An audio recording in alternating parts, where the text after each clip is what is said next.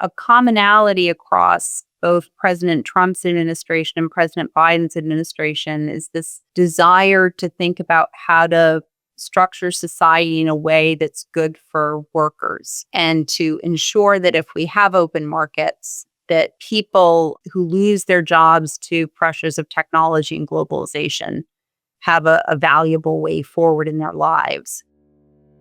Hello, and welcome to the IFS Zooms In. I'm Paul Johnson, Director of the Institute for Fiscal Studies. And today, we're diving into one of the most urgent issues shaping the global economy, trade wars. From rising tariffs to growing tensions between US and China, trade has once again taken centre stage, especially since the start of Donald Trump's second term earlier this year. So how do we get here? Why are trade barriers on the rise? What might it mean for the UK? Is the era of globalisation coming to an end? To explore these questions, and no doubt many others, I'm joined by Meredith Crowley, Professor of Economics at the University of Cambridge and a world expert on the economics of trade. Meredith recently delivered the 2025 IFS annual lecture on this very topic. And if you'd like to watch the full talk, you can find it on our YouTube channel. Meredith, welcome. Thanks for having me. Well, we're really pleased that you've managed to spare the time not only to give our annual lecture, which, by the way, was brilliant, but to talk to us about global trade, trade wars, and all such things. So let's start off. This may seem like a sort of obvious question, which is why is there so much global trade and why is it so important? And actually, how big is global trade at the moment? Is it ever growing? So is it ever growing is a good question to start from. So as I said in my lecture, if we go back to, say, right after World War II, we kind of introduced the modern trading system, we really saw trade growing exponentially from around 1980 to 2007. After the financial crisis, it kind of slowed down in its growth. But between, I guess, starting around 2010 until around today, about 30, so what we call the trade to global economic activity measure, to trade to world GDP measure, is around 30%. So that's if we take every country in the world, we add up its exports and imports, divide by 2, and then divide by total global output or total global economic activity. It's about 30%. And that number's been pretty stable, but bumpy, might sound like a contradiction, since around 2010. So that means prior to 2010, this number as a share was going up. So trade was becoming ever more important. Sometime around 2010, it stopped being ever more important and started to sort of bobble back and forth between a quarter and 30% of global economic activity. So 30% is still an historic high. It hasn't gone up much in the last 15 years, but the last 15 years have been essentially the highest it's ever been. Is that right? Yeah, absolutely. And I think more deeply to think about production, if we go back to earlier eras of globalization, what was being moved around the globe was the final output of a country in many cases. So it was like very simple things like food was trading or, completed clothing. Now we have what we call an integrated global supply chain where different parts of the production process of a single good take place in multiple different countries. And so while trade is high, it's also in some sense made different economies more interconnected than they have been before. And that's a really important point because, as you say, I think people often think of trade as, well, we import Japanese cars or we import iPhones or what have you. But as you say, a very big fraction of it is within a big company. Apple might be moving bits and pieces around the world. Ford might be moving bits of their cars across 4 borders several times over. What sort of fraction of trade is of that kind as opposed to just final consumption? So roughly maybe 50-60% of global trade is in parts and components. Wow, so huge fraction. And so, yeah, it's high and it's been high. It also varies depending on the economy. So different economies, sometimes depending on how big they are, will be what we could call more or less open to trade. So, one way to think about this is the OECD does calculations for its member countries. And one of the calculations it does is it says, what percentage of the value of what you export out of your country comes from imported parts and components? And so, like at one extreme, you have a very big, very large economy like the United States. This number, the import content of American exports to the world, so how much imported stuff, say from Canada, Mexico, other places, is going out in US exports, it's only about 9 or 10%. Britain, I think, is more like 15%. And then some of the continental European countries are higher again, France, Germany. But if you look at a smaller country like Belgium, right next to France, you're going to see that Belgium's the import content of what Belgium exports is going to be even higher. And that's a sort of measure of how reliant Belgium is on its, closest neighbors, Netherlands, Germany, UK, France. Because it's smaller, that number gets a little bit bigger. So there's sort of a bit of an automatic relationship there that if you have like low borders and good partners, this number is going to get bigger for smaller places. So trade is just a hugely important part of how the world works, how the world economy works. I guess one of the things that people worry about in that context is, does this make the world fragile, or does it actually make the world stronger? I mean, we are reliant on these goods and services whizzing around the world in a continuous way. And we saw post-COVID that when supply chains break down, things get really difficult. Have we made life very fragile, or is the fact that we've got this worldwide web of trade actually making the world stronger? The first direct answer is it's actually a little bit hard for us to measure. And some of this is we're trying to come up with, especially people who are working in network theory, new conceptual measurements. So in some countries around the world, we have very good data on the suppliers of different firms domestically of different parts. And then, a question is, does any firm in the economy rely on multiple suppliers for the same type of good over time and at any moment in time? And it seems that most of the statistics that are coming out show that firms individually are often reliant on one supplier for a specific component.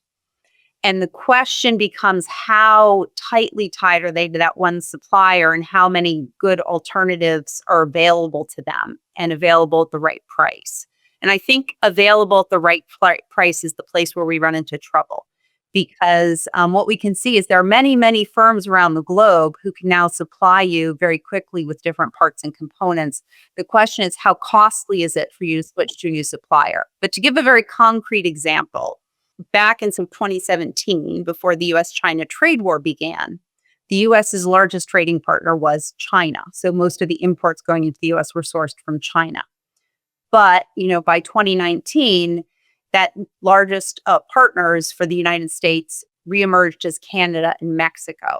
So as the US importers and firms within the US found that the price of what was available from China was going up 20 or 30% because it became very costly for them. Basically, they're still making much of the same stuff within the United States, but they're switching to suppliers in Mexico. There's also been well documented by, groups at the World Bank and IMF that another big switch of U.S. imports was toward Vietnam. And in some cases, this arose because Chinese firms that were finding it very costly to export to the U.S. because of the tariffs, some of them actually set up factories within Vietnam. And so now you might have the same management team producing the same thing that had been produced in China, but now they were producing that same product in Vietnam with Vietnamese workers sourcing from other locations. And that merchandise was entering into the US at a low cost. So now, interestingly, we're in a global trade war. And as the US moves from the first phase, where in 2018 its main target was China, it's expanded under the new Trump administration, its focus towards some of these new sources of supply to the US market. And very early on, Mexico was, brightly in President Trump's headlight. And part of it was because Mexico had risen to the top of the US import sourcing, list because they were filling the gap when China left. So I would say that a lot of business people like to say, oh, my supply chain, if I lose this supplier, I'm really going to be stuck. But when they find themselves in really dire straits of, there is a 30% cost increase, many products, going into high income, sophisticated economy like the US, they were able to shift to other suppliers at a higher cost, but it was possible. That's really interesting because that I guess is in a way familiar in the sense that the modern economy is pretty flexible and markets do work pretty well. So when you create problems in one, then you get a response which allows things to continue. So I take some positivity from that. But you referred a couple of times to more recent changes, which has been US tariffs on China, a more general sense of concern about global trade, and of course, would you call it a trade war that we're in at the moment? Are China and the US in a trade war? Where are we at the moment? To what extent are we moving dramatically away from the relatively free trade and the movement towards free trade we've had over many decades? So I think the big transformation of the whole global trading system happened back in 2018. And we could go back a little bit in time before then. Between 1947 and 2017, the world was in a system in which, beginning with an agreement between the US and the United Kingdom in 1947, they invited 21 other countries to join them in a treaty that established rules for global trade. And at the very start, in 1947, they didn't open up their markets a lot, but they set some ground rules for how they could reduce barriers to trade and support economic integration. And this was all founded on an idea that global trade and global integration fosters peace. And so this was sort of the key focus of US policy. Was actually developed in the 1930s. Some refer to it as a Montesquieu hypothesis, referring back to like a very old philosophical idea that greater economic integration fosters peace. So this was the sort of founding principle of post-war US trade policy. And so every 5 to 10 years after 1947, the US and UK remet and they negotiated ever lower tariffs and ever further liberalization of markets. And so over time, they invited more and more countries to join. Japan and Germany joined in the 50s and 60s. 1995, they changed their name of the treaty and they established the World Trade Organization. That brought in, lots of developing countries. And so by the time we get to, say, 2015, we've got about 165, 170 countries around the world are all participating in this relatively open free trading system. That said, even from the beginning, those who founded this system understood coming out of the Depression that countries faced pressure domestically, and a robust system had to allow the system to be flexible. And so if, for example, you have mass unemployment, you won't be able to keep your markets open very easily. You'll come under protectionist pressure. So the system always allowed for a certain amount of flexibility. And so what we saw, with the United States in the 60s, 70s, 80s, every few years, the US would find that as technology changed, workers in some manufacturing sectors, and steel is always at the sort of top of this list, they lose their jobs to a combination of technology within the country becoming more sophisticated, but also competitive pressures. Other countries get more sophisticated technologies and can compete. And so over time, the US has gone through rounds of restricting imports in steel to kind of slow a gradual transformation of that industry out of using so many workers. Okay. And so because as the industry became more automated, you needed fewer workers, but you don't want a mass layoff that's going to create a huge amount of human disruption and real, damage to individuals. So trade policy was used to smooth some of these downward employment adjustments over time. And so in the early 2000s, some of the tools that countries had the freedom to use in this world trading system, they came to be a little bit more constrained. And so we had a court within the World Trade Organization, and they put some restrictions on the use of some of these policies. And one of the American position has been that the use of these policies was overly restricted. And from the American point of view, they had the lowest tariffs of any member of the WTO. And on a policy side, they kept proclaiming they have a very open market. And so they like to have these sort of temporary measures they could turn to when they faced a lot of domestic stress. And so starting with President Obama's administration, the US began to criticize the World Trade Organization a bit. This came to a head with President Trump in 2018. He's never liked trade as an instrument. He just thinks that it's not really something that's in America's best interest. He seems to have a very inward focused approach to thinking about the world. And so he introduced us to the first trade wars. This was a massive increase on US import tariffs in many products that we import from China. And this, on the affected products, it covered about half of Chinese imports into the US. The tariff rates were on the same order as we saw in the 1930s when we had sort of an earlier trade war during the Great Depression. So it was quite substantial. I think many business people did not expect these tariffs would remain if President Trump left office. So they anticipated that if someone else were elected president, potentially either party, they thought it was very personal to President Trump, that if someone else were elected president, they would remove these tariffs.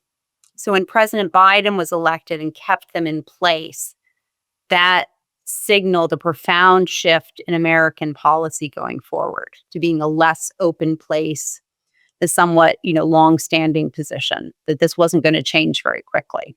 So it's a sort of a bit lengthy, but things started to change with Obama. Trump made the first step. Biden kind of followed along with Trump's closing markets a bit philosophy. And then last January, when President Trump came back into office, he kind of, opened the bag and said, I'm going to try to restrict trade from everyone. And since then, he seems to be stepping back from time to time when he sees a lot of popular and market discontent in the US with this kind of approach to closing markets. So it's hard to predict President Trump's policy. It doesn't always seem logical. But many have noted that when the stock market starts to fall or business people start to signal a lot of lack of confidence in his trade restricting policies, he backs off. Consumers have generally said they support free trade, ordinary workers, a lot of them, but he listens to, I think, people who have lost their jobs over the last 10, 15 years. And if they say they think he's doing a good job with closing markets, I think that also encourages him to keep this approach to keeping markets closed. Well, that's a brilliant potted history of what's happened over the last decades. And I guess I haven't quite appreciated the extent to which 2018 was so much of a turning point, at least in the relationship between the US and the rest of the world, and particularly the US and China. I mean, what do we know about the consequences of those changes in 2018? My sense from what you said earlier is that part of the result was that US businesses started sourcing from Mexico and Vietnam and elsewhere rather than China. But has it had either the positive effects that President Trump might have hoped, which is more onshoring of jobs, or significant negative effects in terms of higher costs for American consumers? So we can definitely observe a higher cost to the US economy. And so we had a number of studies looking at the sort of first 6 quarters or first year and a half after President Trump announced his policy. And so the first period has been well studied. And what we know happened then was if the tariff went up 30%, the price that whoever bought the good at in the United States, so the first purchaser paid 30% more. So that when the good came to the dock in Los Angeles and the price on it was $100, the tariff went on a $30, 30%. The first person to purchase it would pay $130. The thing is that first person to purchase the good was very likely a wholesaler or a distributor. And so some studies that have looked at what prices consumers pay, and these are more limited data sources, but there's one important study looking at online consumer markets. That one found in the first year and a half no real increase in what consumers were paying. And so there's different ways to interpret this. The way the authors propose to interpret it is in this first year and a half when President Trump was in office, there was a lot of evidence that when he left, or a lot of speculation that when he left, the tariffs would be removed. And so if you're a retailer selling direct to consumers, you're often happy to absorb a cost increase into your own price cost markup. So, basically the seller is going to take a hit, pay more for the good they're going to sell, but they want to keep their customer. So the tax wasn't being passed directly on to consumers in those first year and a half. After that, when President Biden came in, we had a whole bunch of things happening at once. There was the COVID shock, but that was really when prices started to begin moving up. And so one way to interpret this data is that once President Biden came in and it looked like the tax was here to stay, that's when slowly retailers started to let that tax move into consumer prices. So that's sort of one big negative impact. On the other hand, we did see a shifting of supply chains to other locations. And another thing after President Biden came into power, you started to see European manufacturers that wanted to supply the US market started to invest actually in Canada and Mexico because they thought that what's known as the US Mexico Canadian free trade agreement was very solid. And that if they wanted to, say, supply the US market with German cars, they could do that by building, part of the car in Mexico, then having it go to a US plant where it could be further developed, and then going on to a Canadian plant. So they'd started to shift their supply setup entirely to North America. Interestingly, that was one of the concerns President Trump expressed when he came back into office this January. Was I put up these tariffs on China because I wanted stuff being built in America, and now I'm seeing some of this stuff is being built in Mexico. So he wasn't so happy with that, and that might have been one of the reasons why he started attacking, America's closest trading partners, Canada and Mexico, right at the start of his administration. So a bunch of moving pieces. The other thing I'll just say is, some groups that were specifically targeted by the Chinese for retaliation in Trump's trade war. One was Midwestern farmers. So soybeans are grown in big chunks of the American Midwest, and their key market is China, which uses them not just mostly to feed animals like pigs. And there's a big pork production within China. So the food was going there. And so President Trump immediately at the same time the tariffs came on from China, he first introduced some support for farmers, and he had some transfer payments and other types of subsidies to them. Then when they negotiated a pause in the U.S.-China trade war to keep it from getting worse than it was, he extracted commitments from the Chinese government to buy American soybeans. So there is a whole bunch of moving parts, and I think there was a lot of government intervention on the part of the U.S. to try to offset the effect of the trade war. The other thing is the Biden administration took an approach of also wanting to create more jobs within the United States. So in some sense, Trump and Biden had a similar goal of wanting to create more good quality jobs for mid and lower skilled workers.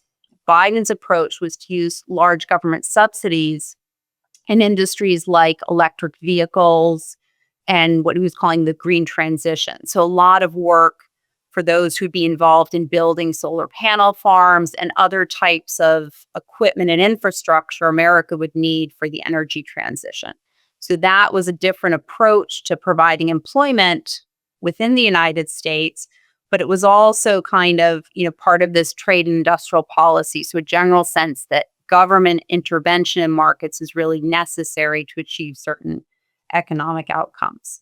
So there's a lot of stuff all happening. It's a little bit hard for us as economists to try to tease out exactly the impact of each policy. But I'll just say that one of the things President Trump decided to stop was he doesn't really support direct intervention in some markets. And so a lot of the green transition and subsidy policies that President Biden had put in place to build American jobs those have been, paused and stopped for the moment. And instead, President Trump is trying to affect some of the same outcomes by further restricting foreign access to the US market so that more physical manufactured goods have to be made within the United States.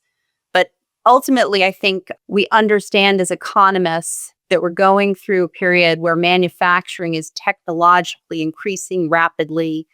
And when you want to build a new plant to build something in a high income, high wage country like the United States, those new jobs tend to be a few, and the new plants don't hire the same number of workers as they did 30 years ago. So just a lot of this work can now be done with robots. The few workers in a sophisticated manufacturing plant are extremely skilled, but there aren't as many jobs as we had for the same type of work, back in 1982. So that we're never going back to that world. And so these various efforts to only focus on manufacturing jobs, to some extent, they might seem a bit infeasible in any long run, kind of sense that you're just never going to get back jobs once we figured out how to eliminate that job by using machinery in a more effective way.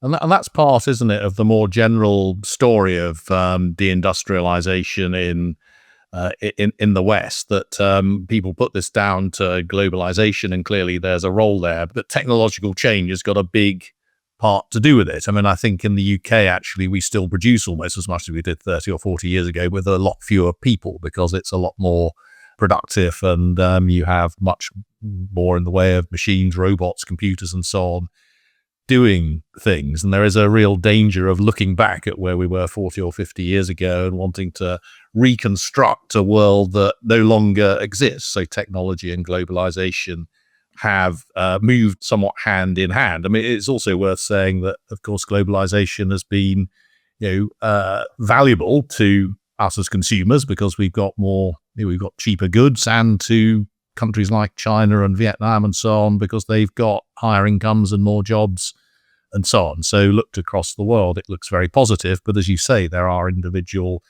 factories and communities and groups of workers who either directly or indirectly will have lost out in really bad ways quite often, which is, I think helps us understand where President Trump and others are coming from.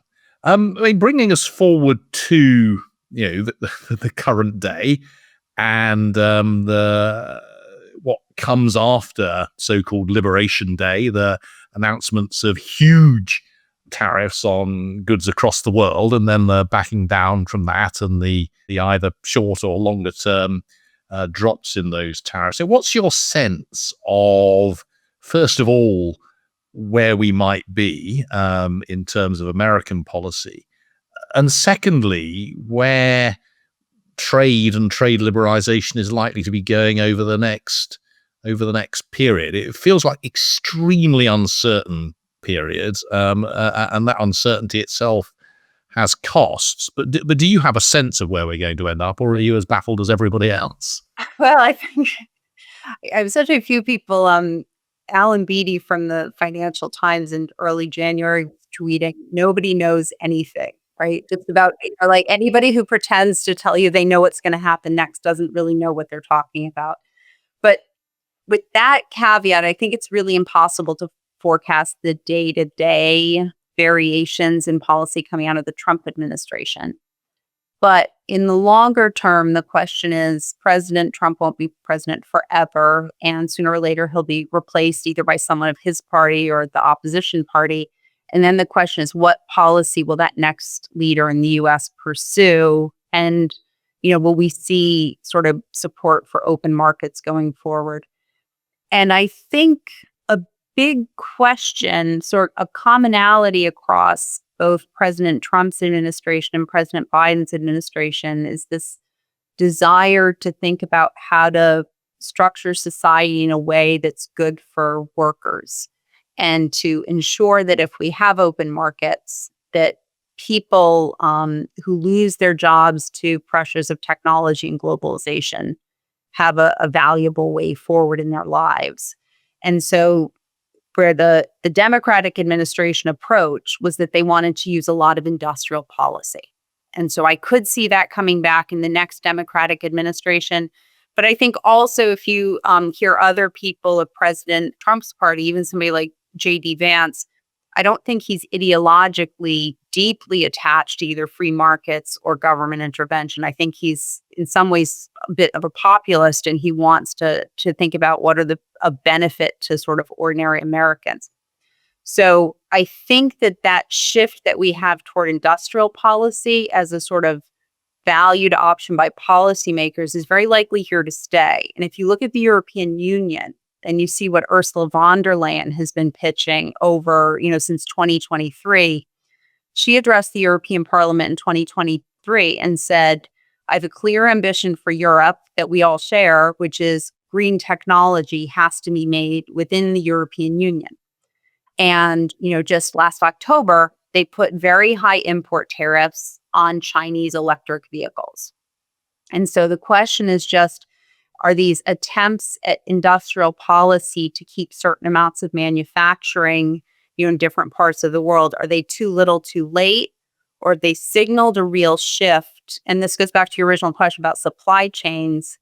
Is there really a concern that governments around the world are willing to sort of put their money behind, that they really want to shift toward more industrial policy? The reason I'm focusing on this industrial policy question is because this is really something that's not allowed under the post-war multilateral system that we set up in 1947. So the World Trade Organization has a bunch of rules that restrict how governments can use industrial policy if industrial policy has impacts on international trade flows. And both what the European Union is doing and what the US is doing, these policies will impact trade flows. And so that says, I think going forward, we're now in a kind of phase of policymaking where we're likely to see this continued support for industrial policy. And even before the US and Europe picked this up, if you talk to leaders in sub-Saharan African countries, in South Asia, Southeast Asia, they were all, as developing countries, looking at the model of China and seeing that the Chinese government as an authoritarian regime was collecting the savings of Chinese people and then directing investment into specific sectors. I think there's some evidence that sometimes this was working very well, and other evidence that there was a huge misallocation of resources in China. But the story that many policymakers have taken away from that is that industrial policy can be effective in stimulating manufacturing growth. I think this might be a little bit behind, I think it might be a story that's appealing, and there's less evidence to support that as actually having happened. But policymakers' attention has been captured by this kind of idea of industrial policy. So I think going forward, I'm not sure if we're going to see continued high tariffs, but I think we're going to see, for next 10 or 20 years, an interest in industrial policy. And the prediction would be some of it will work well, some of it will be a complete waste of money. And then once we have enough evidence that some of it's wasted money, we might then switch back to having too little government, intervention in markets. So, it's a little hard to see where we're going, but I don't think we're going to jump back to open markets the day President Trump leaves office.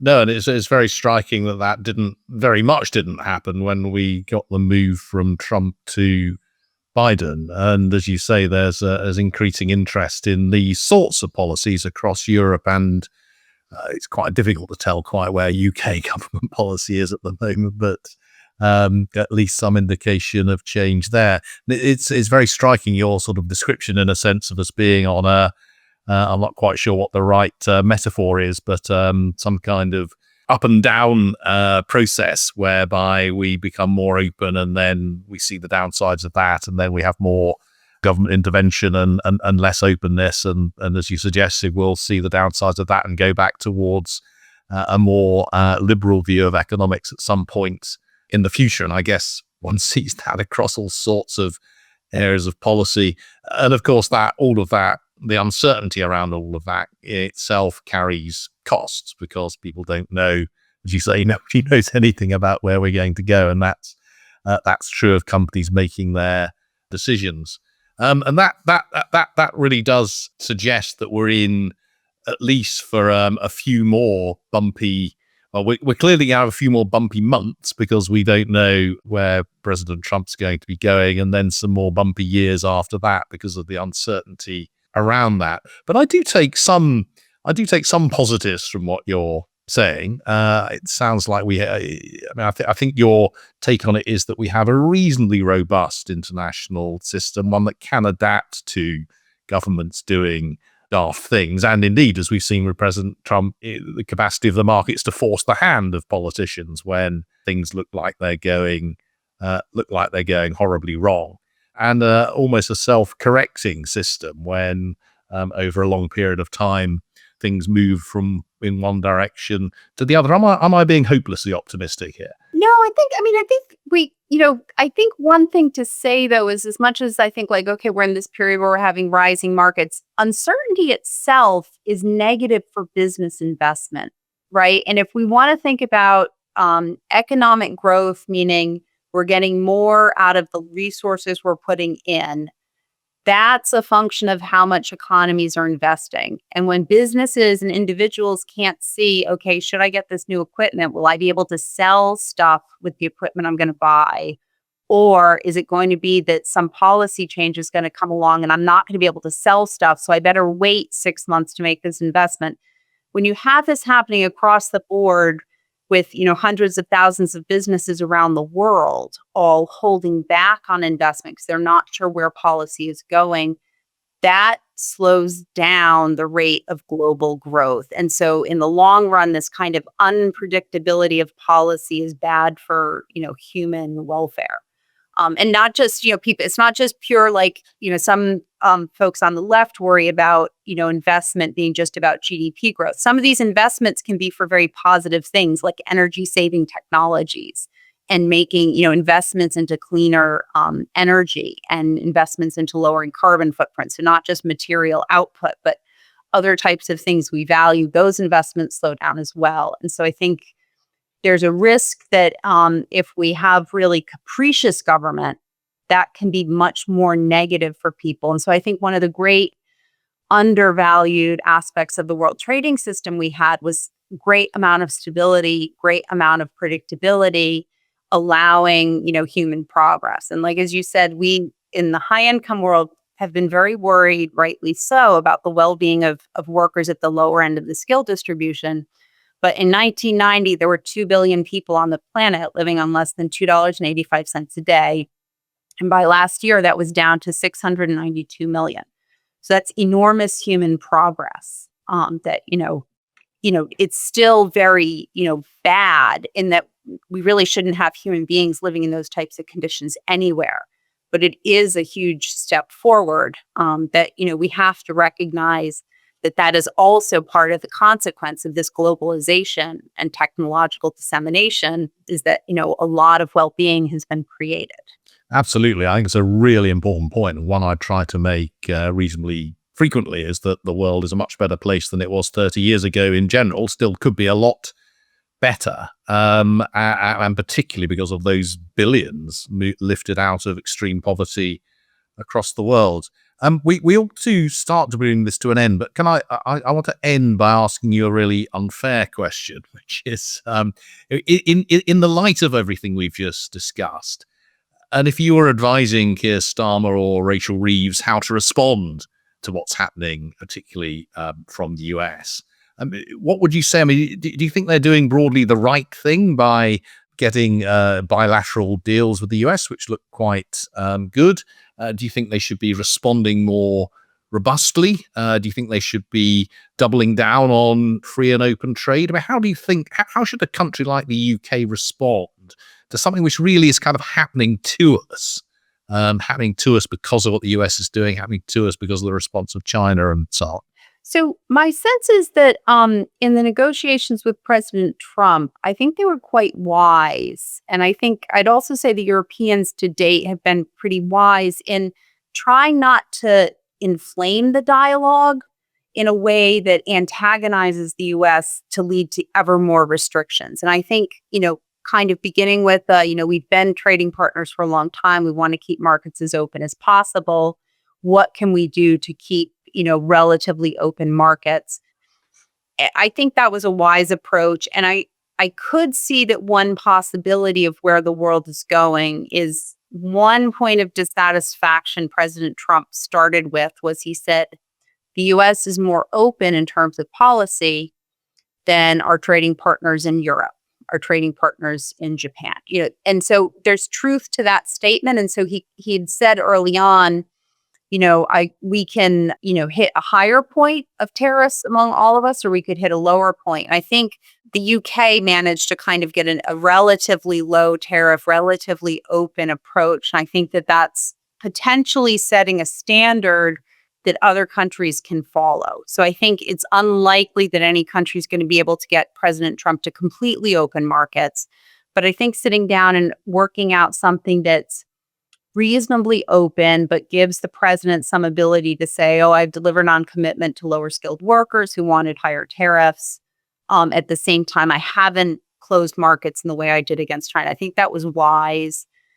It also keeps a dialogue open so that potentially when the next government comes into force in the United States, there's more goodwill there still. And so you're kind of setting a ground rule for like, let's start here. Can we go back to where we were? If we can't return to where tariffs were, circa 2023, what's a good thing that works out for everybody? So I do think that long before President Trump, there was a discussion among people who were focused on international trade of, do we need to think about really rebalancing different countries' commitments in the world trading system? And the issue was that some countries, high income countries like the US, had on a policy side very open markets to everyone. And other countries had protected certain sectors, which may have seemed sensible, when the agreement was negotiated in 1979 or 1995, but seemed to have become a little bit out of date. An example would be Europe has relatively high import tariffs on automobiles of 10%, high relative to the US of 2.5%. But low relative to most middle income countries who have even higher tariffs. And so this rebalancing idea was that the tariff structure we saw in the world in 2015 was something that had been put together patchwork over the previous 70 years based out of desires and needs at particular points in time. And with all the transformation that happened in the economy, maybe we need to think about new trade agreements that broadly think about what are the current needs and interests of different societies. And that would be like, can we reopen the entire conversation and not be so reliant on what was done historically? And, new thing about, where I was talking about industrial policy, it might be that, there's one constituency that says we should allow countries to have more individual autonomy over a lot of areas of policy. And one of the things where globalization started to go not very well was some forms of deep trade agreements where there were a lot of commitments over regulation and stuff. Sometimes this was quite good and it worked out very sensibly because people in different countries all agreed on the same environmental or regulatory goal. But if they have different goals fundamentally and they're really at different positions, maybe we should be giving them more freedom to set specific types of goals. And again, I talk about industrial policy. Countries in sub-Saharan Africa felt very constrained under the WTO that when they wanted to do heavy government investment to build up an industry, they felt very constrained that if they did that, they would come under WTO rules.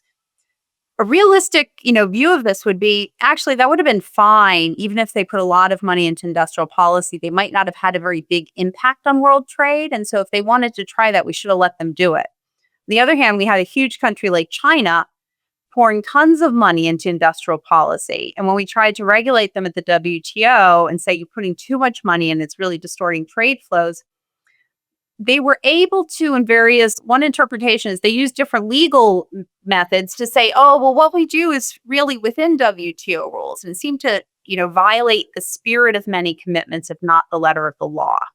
So there's a sense in which some areas of global policy maybe need to allow more discretion. Other areas need to have more constraints on big players. So there are different ways in which future agreements could maybe better meet the needs of lots of countries all at the same time.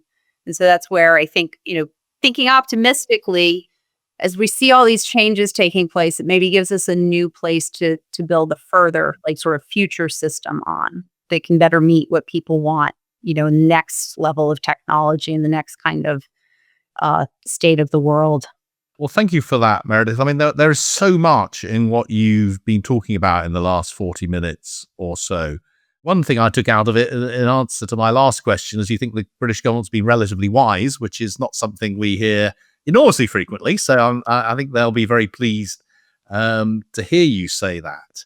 I think the broad picture that we've had or we've heard from you is one of big increases in trade up to 2010, then a leveling off, but we're still at very high levels of trade by historic standards. A big change in US policy in 2018 because of a certain set of concerns, and actually the way in which trade policy interacts with industrial policy more generally, which I think is a really important issue. Here. A flexible world system where countries have responded to, or the world economy has been able to respond to some of the constraints put on it, but there are costs with that. And I think what I take from your last answer is that we're clearly in a period of transition and a period of uncertainty.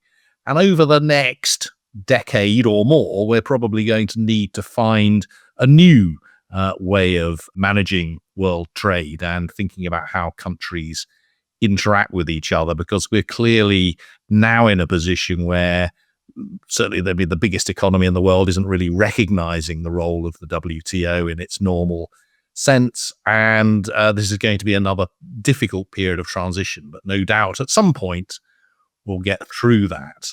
We could have carried on talking for ages. There's so much more that it will be great to discuss from everything from what you started to talk about there about environmental considerations through to all of the difficulties that always arise when one's talking about agriculture, to the consequences of the UK, of Brexit and trade arrangements there. Because trade is, of course, rather a big issue, but the big issue at the moment is what's happening in the US and what's happening between the US and China and how the rest of us respond. So thank you, Meredith. Thank you so much for joining us. And thanks to everyone who's been listening to this edition of the IFS Zooms In. If you enjoyed this episode, then do subscribe in your podcast app and share with anyone else who might be interested. And if you'd like to support our work, you can become a member for as little as £10 a month. Just check the link in the episode description. Thanks again for listening, and we'll see you next time.